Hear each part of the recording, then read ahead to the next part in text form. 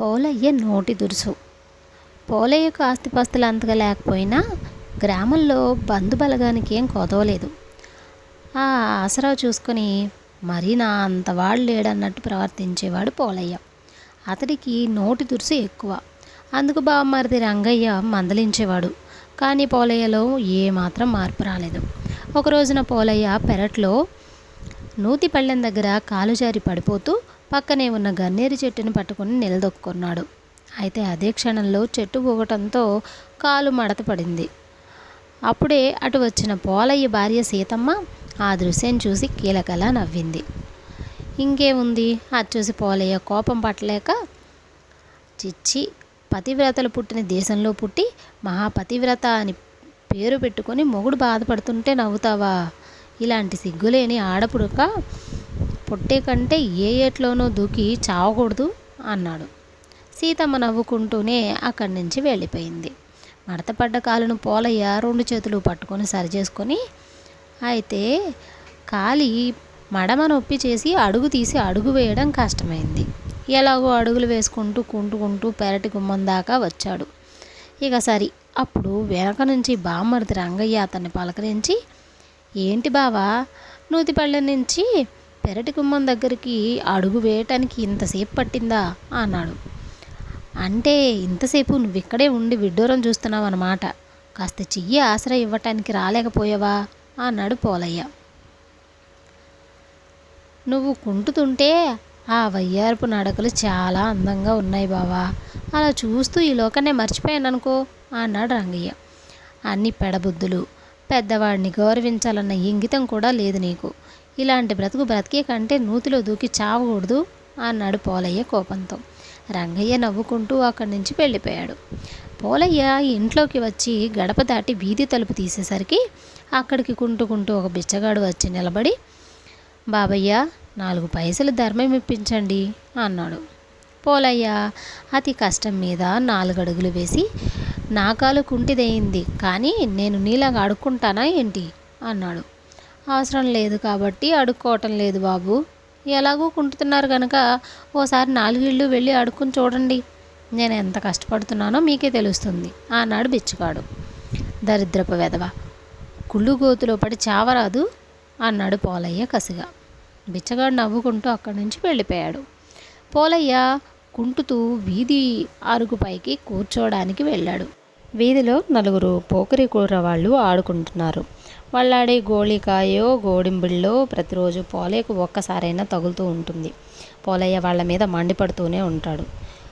ఈరోజు వాళ్ళు కొత్త రకం ఆట ఆడుతున్నారు. పరీక్షించి చూస్తే వాళ్ళలో ఒకడు కళ్ళు మూసుకొని గుడ్డివాళ్లాగా నటిస్తున్నాడు. ఇంకొకడేమో చెవులు పక్కన చేతులు పెట్టి చెవిటివాడిలాగా నటిస్తున్నాడు.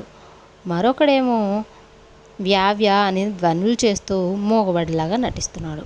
మిగిలిన వాడు ఎత్తి ఎత్తి అడుగులు వేస్తూ కుంటివాడిలాగా నటిస్తూ, మీ అందరి పేర్లు నాకు తెలియవు కానీ నా పేరు మాత్రం చెప్తాను, పోలయ్య అన్నాడు. అంతా పక్కున నవ్వారు. వాడు అచ్చం పోలయ్యలాగే కుంటుతుంటే గుడ్డివాడు కూడా కళ్ళు తెరిచి చూసేశాడు. పోలయ్య తెట్లదండకం ఇక మొదలు పెట్టాడు. 4 అక్కడి నుంచి పారిపోయారు.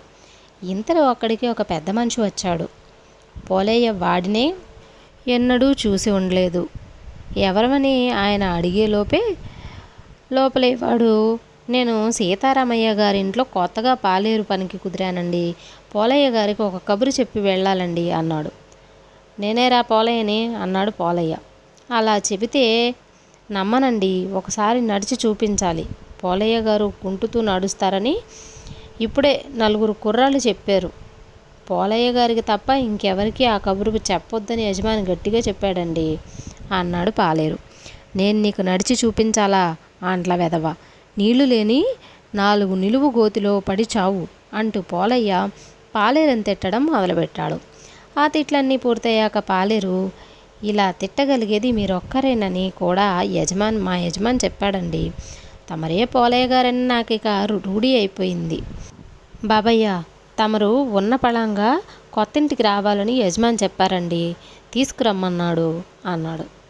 కొత్తిల్లంటే అదెక్కడా అని అడిగాడు పోలయ్య చిరాగ్గా. ఇక్కడి నుంచి 4 ఇళ్ళు దాటాక ఆ సందు వస్తుందండి. ఆ సందులో ఒక కుక్క పోలయ్య ఉన్నాడండి. దాన్ని దాటి వెళితే కుడి పక్కన ఇంకో సందు, అందులో ఎద్దు పోలయ్య ఉన్నాడండి. అక్కడ కరివేపాకు చెట్టు బయటికి కనిపించే ఇంటిని ఆనుకొని ఇంకొక సందు ఉంటుందండి. అందులో దున్న పోలయ్య ఉన్నాడండి. ఆ దున్న పోలయ్య నేను ఇంటికి ముందు కొట్టేశారో అదే కొత్తిల్లండి అన్నాడు పాలేరు. అది వింటూనే పోలయ్య ఆగ్రహావేశుడై, కోతి ముఖం, గుడ్లగుబ కళ్ళు, గాడిద చెవులు, నీకెంత పొగర్రా పాలేరు వెదవా, నా పేరును జంతువులతో కలిపి చెబుతావా అంటూ పాలేరును మరింతగా తిట్టసాగాడు. ఆ తిట్లు పూర్తయ్యాక పాలేరు, నేనేం తప్పుగా చెప్పలేదండి, నేను చెప్పిన వాటన్నిటికీ ఏదో ఒక కాలు కుంటండి అని వెళ్ళిపోయాడు. సీతారామయ్య అంటే పోలయ్యకు చాలా గౌరవం. అందుచేత ఆయన కష్టపడి కొత్త ఇంటికి వెళ్ళాడు. దారిలో కుంటి కుక్క, కుంటి ఎద్దు, కుంటి దున్నను చూస్తుంటే ఆయనకు పట్టరాని ఉక్రోషం వచ్చింది. కొత్తింట్లో అడుగు పెట్టగానే సీతారామయ్య ఎదురొచ్చి పోలయ్యను ఆప్యాయంగా పలకరించాడు. నువ్వు ఇక్కడ ఎందుకున్నావు? ఈ ఇల్లు నారాయణది కదా అన్నాడు పోలయ్య. నారాయణ పొరుగురు వెళుతూ ఇంటికి తాళం వేసి నాకిచ్చి వెళ్ళాళ్లే. బంధువులు వస్తే ఇల్లు వాడుకోమన్నాడు. నిన్ననే మా చిన్నాన్న కుటుంబం వస్తే ఈ ఇంట్లో ఉండమన్నాను. ఏమైందో మరి, మా చిన్నాన్న మనవరాలు గౌరీ నిన్న ఎందుకో దడుచుకుని వెర్రి చూపులు చూడడం మొదలుపెట్టింది. అది మన వైపు చూడదు, మన మాట వినదు. దాన్ని ఎలాగో అలా నవ్వించమని ఒకసారి నవ్వితే మామూలు మనిషి అవుతుందని వైద్యుడు అన్నాడు. ఎంత ప్రయత్నించినా నవ్వడం లేదు, నవ్వించటం మా వల్ల కావటం లేదు. అందుకని నీకు కబురు పెట్టాను అన్నాడు సీతారామయ్య. పోలయ్య ఆశ్చర్యపోతూ, నీ వల్ల కాని పని నా వల్ల అవుతుందా అన్నాడు. ఎందుకు కాదు, నువ్వు ఈరోజు కుంటుతున్నావని, తమాషాగా నవ్వు పుట్టించేలాగా నడుస్తున్నావని ఊరంతా చెప్పుకుంటున్నారు. ఒకసారి మనవరాలి ముందు 4 అడుగులు వెయ్యరాదు అన్నాడు సీతారామయ్య. సీతారామయ్య ఎలా అనగానే పోలయ్య ఉదయం నుంచి పేరుకుపోతున్న ఉక్రోషం మరింతగా హెచ్చుగా పెరిగిపోయింది. సీతారామయ్యను నానా మాటలు అన్నాడు. అంతటితో ఆగాడా? ఆగలేదు. ఆ అక్కను తీరక గౌరిని ఎత్తుకొని, ఏమే కొండముచ్చు మోకమా, వేలుళ్ళు లేవు నీకు, నేనంటే వేళాకోళంగా ఉందా? ఇలాంటి బుద్ధులు ఉన్నాయా నీకు? ఏ కొండ ముచ్చు గుంపుతోనో కలిసిపో అంటూ ఆగకుండా తిట్లు తిట్టాడు. అంతే, ఉన్నట్టుండి గౌరి నవ్వడం ప్రారంభించింది. ఆ నవ్వు ఆగేసరికి పిల్ల మామూలు మనిషి అయ్యింది. పోలయ్య బిక్క చచ్చుకుపోయి అందరూ పిల్ల మామూలు మనిషి అయినందుకు పోలయ్యను పొగట్టం మొదలుపెట్టారు. ఆయనకి ఏమనాలో తెలియక, అంటే పిల్లకు జబ్బు చేయటం నిజమేనన్నమాట, దాన్ని నవ్వించటానికి అవసరమైందనుకున్న వాళ్ళు నా కుంటితనాన్ని వేళాకోళం చేస్తారేం? ఏదో కాలు మడతపడి నేను బాధపడుతుంటే అది చూసి అందరూ వినోదిస్తారే అన్నాడు బాధగా. దానికి సీతారామయ్య నవ్వి, నీ పరిస్థితి చూస్తే ఎవరికైనా జాలిగానే ఉంటుంది. నా మాటలు అబద్ధం అనుకుంటే చిన్నపిల్ల గౌరీ కూడా చూడు, నీ తిట్లు వినగానే నవ్వింది అన్నాడు. తన నోటి తురుసును అందరూ వినోదానికి ఉపయోగిస్తున్నారన్నది గ్రహించి పోలయ్యకు చచ్చేటంత సిగ్గేసింది. ఆ తర్వాత నుంచి ఆయన శాంతం అలవాటు చేసుకుని క్రమంగా తన నోటి దురుసును తగ్గించుకునేందుకు ప్రయత్నించాడు. కథ సమాప్తం. తరువాతి కథ వైద్యుడి ఎన్నిక. లక్ష్మీపురం జమీందారు సూర్యభూపతి ధర్మబుద్ధి దయాహృదయము కలవాడు. సూర్యభూపతి జమీ చాలా పెద్దది. చుట్టుపక్కల గల 100 గ్రామాలకు పైగా ఆయన జమీకి సంబంధించినవే. ఆ గ్రామాలన్నింటిలోనూ లక్ష్మీపురం పెద్దది. సూర్యభూపతి ముత్తాత తండ్రి లక్ష్మీపురంలో ఒక ఉచిత వైద్యశాలను కట్టించాడు. సూర్యభూపతి తరం వచ్చేసరికి చుట్టుపక్కల గ్రామాల నుంచి కూడా రోగులు లక్ష్మీపురానికి వస్తుండేవాడు. ఇందుకు కారణం ఏంటంటే, లక్ష్మీపురపు వైద్యశాలలో వైద్యం చేసే వృద్ధుడు నీలకంఠ శాస్త్రి. అటువంటి నీలకంఠ శాస్త్రి వృద్ధాప్యం కారణంగా పాపం కన్ను మూశాడు. ఆయన మరణం ప్రజలతో పాటు సూర్యభూపతికి కూడా చాలా విచారాన్ని కలిగించింది. నీలకంఠ శాస్త్రి ప్రధాన శిష్యులైన 4గురిలో ఏ ఒక్కరినైనా నియమించమని ఆయనకు మిత్రులు సలహా ఇచ్చారు. సూర్యభూపతి సంగతి తన ఆప్తమిత్రుడైన చంద్రవర్మకు చెప్పి సమస్యకు పరిష్కారం సూచించమని అడిగాడు. ఇందుకు చంద్రవర్మ, భూపతి, నీలకంఠ శాస్త్రి శిష్యులు 4గురిని రేపు ఉదయం సరిగ్గా 8 గంటలకు కచేరీకి రమ్మని కబురు చెయ్యి. వాళ్ళలో ప్రతిభావంతుడైన వ్యక్తిని ఎన్నిక చేసే బాధ్యత నాది అంటూ సూర్యభూపతి చేయవలసిన మరొక పనిని కూడా చెప్పి వెళ్ళాడు. సూర్యభూపతి వెంటనే తన మనుషుల చేత మిత్రుడు చెప్పిన విధంగా నీలకంఠ శాస్త్రి శిష్యులకు కబురు పంపాడు. తాము ఊహించిన విధంగా జమీందారు పంపిన వార్త విని నలుగురు మర్నాటి ఉదయం 8 కాక పూర్వమే కచేరీకి చేరుకున్నారు. అక్కడున్న నౌకర్లు వారిని సగౌరవంగా కూర్చోబెట్టి జమీందారు గారు ఎన్నో అత్యవసర కార్యాలు చక్కబెడుతున్నారు, తమరు కొద్దిసేపు వేచి ఉండాలి అని చెప్పారు. అయితే జమీందారు ఎంతకు రాలేదు. కచేరీలో 11 గంటలు కొట్టారు. 12 గంటలు కాబోతుండగా జమీందారు సూర్యభూపతి చంద్రవర్మ వారున్న చోటుకు వచ్చారు. తమను చూసి గౌరవించటంతో లేచి నిలబడి నమస్కరించిన వాళ్ళకేసి పరీక్షగా చూస్తూ కూర్చోవలసిందిగా చెప్పి సూర్యభూపతితో పాటు చంద్రవర్మ కూడా కూర్చున్నాడు. వైద్యశాస్త్రపు ఓనమాలు కూడా తెలియని వీళ్ళిద్దరూ తమను ఎలా పరీక్షిస్తారో అర్థం కాక ఆశ్చర్యపడుతూ ఆ వచ్చిన నలుగురు చూడసాగారు. అందులో ఒక నౌకరు ఒక గాజు కూజాలో సగానికి నీళ్లు తీసుకువచ్చి జమీందారు ఎదురుగా బల్ల మీద పెట్టి వెళ్ళాడు. నౌకరు వెళ్ళిపోగానే చంద్రవర్మ, ఇప్పుడు నేను 3 ప్రశ్నలు వేస్తాను, మీరు నలుగురు ఒక్కొక్కరిగా జవాబులు చెప్పండి అని మొదటగా జయంతుడనే ఒకడిని లేచి రావాల్సిందిగా సైగ చేశాడు. జయంతుడు రాగానే చంద్రవర్మ అతడికి బల్ల మీద గాజు కూజను చూపిస్తూ, జయంత, దాని గురించి ఒక వాక్యం చెప్పు అన్నాడు. వైద్యం గురించిన ప్రశ్నలేవో వేస్తాడని ఆశించిన జయంతుడు ఆ గాజు కూజాలో సగానికి నీళ్లున్నాయని అన్నాడు చిరాకు అణుచుకుంటూ. బాగుంది అని చంద్రవర్మ అతడికి ఎదురుగా ఉద్యానవనంలో ఆకులన్నీ రాల్చి దాదాపు మోడు బారినట్టున్న ఒక వృక్షాన్ని చూపిస్తూ, జయంత, ఆ వృక్షం గురించి కూడా ఒక వాక్యం చెప్పు అన్నాడు. ఈసారి జయంతుడు కాస్త చిరాగ్గానే, ఋతుధర్మం ప్రకారం ఆ చెట్టు ఆకులన్నీ రాలుస్తుంది అన్నాడు. సరే సరే, ఇక 3వ ప్రశ్న ఏంటంటే, పై 2 ప్రశ్నలు నేను నిన్ను ఎందుకు అడిగినట్టు అని ప్రశ్నించాడు చంద్రవర్మ. జయంతుడు ఈ ప్రశ్న వింటూనే తెల్లబోయి ఏదో నోటికి వచ్చిన జవాబు విని వినపడనట్లుగా చెప్పాడు. ఇందుకు చంద్రవర్మ చిన్నగా నవ్వి అతన్ని వెళ్ళి కూర్చోవలసిందిగా చెప్పి మిగిలిన వారిని కూడా ప్రశ్నించాడు. ఆ వచ్చిన నరేంద్రుడు, మోహనుడు కూడా ఇంచుమించు జయంతుడిలాగే ప్రవర్తించి కొద్దిపాటి మాటల తేడాతో అతడి జవాబులు చెప్పారు. చివరకు వచ్చిన లలితుడు మాత్రం గాజు కూజాను చూస్తూ, ఇప్పటికే సగం నిండి ఉన్న ఈ గాజు కూజాను పూర్తిగా నింపటం మరింత సులభం అన్నాడు. ఆ జవాబు విన్న సూర్యభూపతి అప్రయత్నంగా సభాష్ అన్నాడు. తర్వాత లలితుడు వృక్షానికేసి చూస్తూ, ఈ శశిర ఋతుధర్మం ప్రకారం ఆకులు రాలుస్తున్న ఈ వృక్షం హేమంత ఋతువు రాగానే నిండుగా పచ్చని ఆకుల్ని నింపుకొని కళకళలాడుతుంది అన్నాడు. అప్పుడు చంద్రవర్మ, ఇక ఆఖరు ప్రశ్నకు జవాబు మాతో పాటు నీ సహచరులకు కూడా చెప్పు అన్నాడు.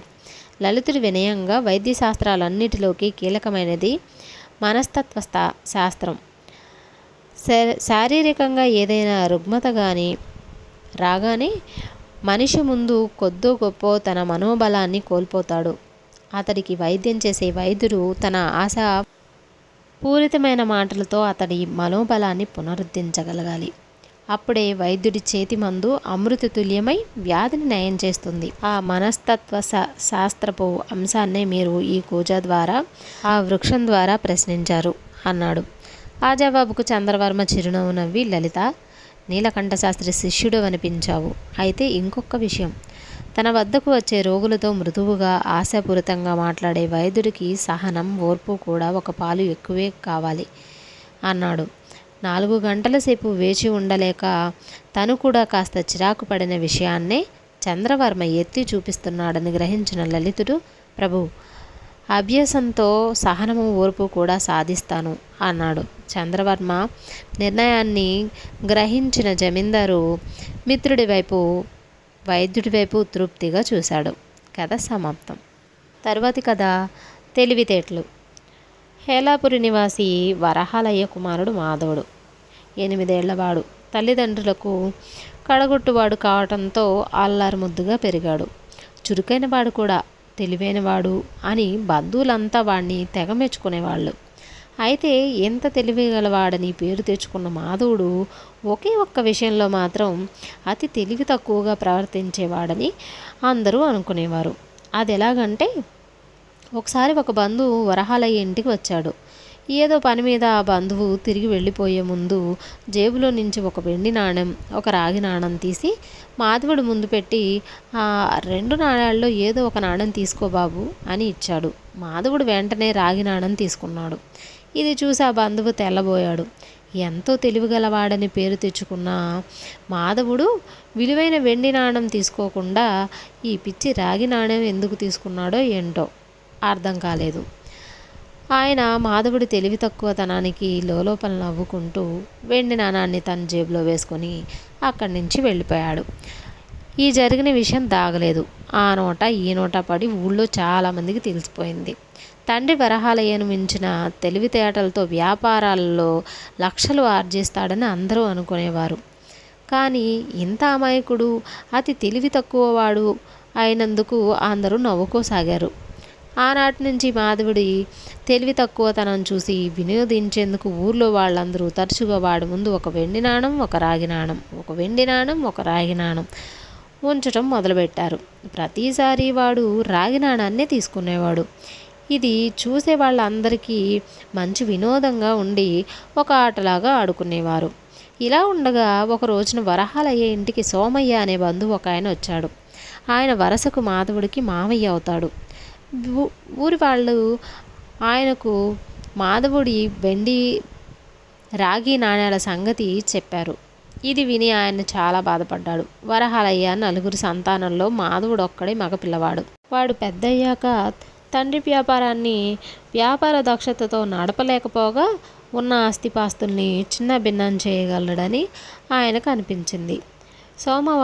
సోమయ్య వారం రోజుల పాటు ఊళ్ళో తన పనులు చూసుకొని తిరిగి వెళ్ళే రోజున మాధవుడిని దగ్గరకు పిలిచి తన చేతిలోని వెండి రాగి నాణేలను వాడికి చూపుతూ, ఒరే నీకు ఇష్టమైంది ఏదో ఒకటి తీసుకో అన్నాడు. మాధవుడు చప్పున రాగి నాణం తీసుకున్నాడు. మాధవుడి తెలివి తక్కువతనానికి అందరిలాగా సోమయ్య హేళనగా నవ్విపోక ఎంతో జాలిగా, ఒరే బాబు, విలువైన వెండి నాణం తీసుకోకుండా ఈ పిచ్చి రాగి నాణం తీసుకున్నావేమ్రా, నువ్వు మరీ అంత మూర్ఖుడివా అన్నాడు. దానికి మాధవుడు కాస్త చిన్న గొంతుతో, మామయ్య, నేను వెండి నాణం తీసుకోవడం మొదలు పెడితే ఊళ్ళో ఎవ్వరూ తమ వినోదం కోసం నాతో ఈ ఆట ఆడరు కదా, అప్పుడు కనీసం నాకు ఆ రాగి నాణం కూడా దక్కదు. ఇలా ఎప్పుడూ రాగి నాణాలే తీసుకోవటం వల్ల నా దగ్గరున్న ఇంత పెద్ద రేకు డబ్బా వాటితో నిండిపోయింది చూడు అంటూ గదిలోకి పోయి బాగా బరువుగా ఉన్న ఒక రేకు డబ్బా తెచ్చి సోమయ్యకు చూపించాడు. డబ్బా నిండుగా ఉన్న రాగి నాణాలను చూసి సోమయ్య తెల్లబోయాడు. ఆయన ఏదో అనబోయేంతలోనే మాధవుడు, మామయ్య, ఈ సంగతి నువ్వు ఎవ్వరితోనూ అనకు అన్నాడు. కథ సమాప్తం.